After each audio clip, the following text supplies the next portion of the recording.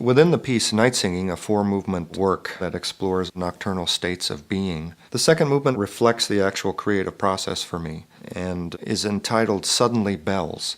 And I think about bells a lot. I love the sound of church bells and the aspect of resonance that comes after a bell is struck. And I often think about the creative process as a kind of resonance for me.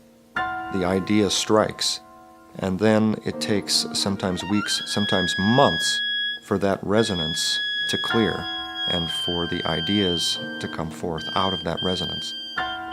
The vibraphone and the piano are the bells, and the clarinetist is this kind of homeless spirit, this screeching, screaming idea looking for a place to go.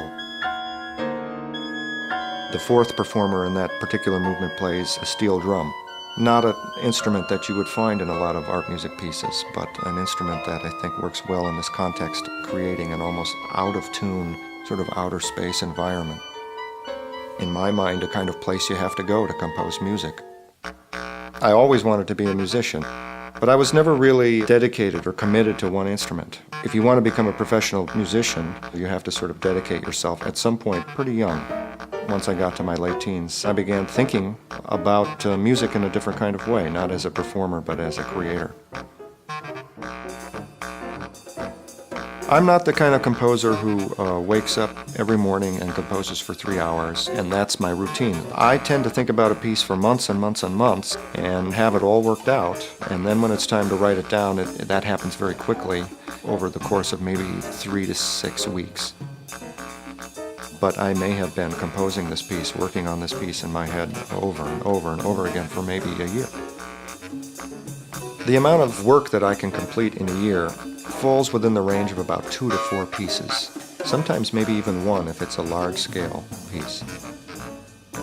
Ideas for pieces come from many different sources. They could come from me sitting at the piano improvising, from which an entire piece can blossom.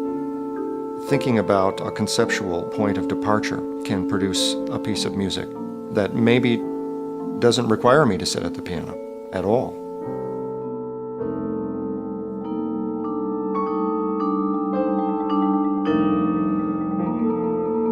Each piece produces a kind of new process of thinking. You can go down the path that you've been down before in the way in which you deal with ideas, the way in which you craft, or you can make a decision not to go down that path and to try to craft something else. To always feel a little bit like I'm not quite sure, a little bit vulnerable. This feeling, this process, makes me really think about what I'm doing and doing something new every time.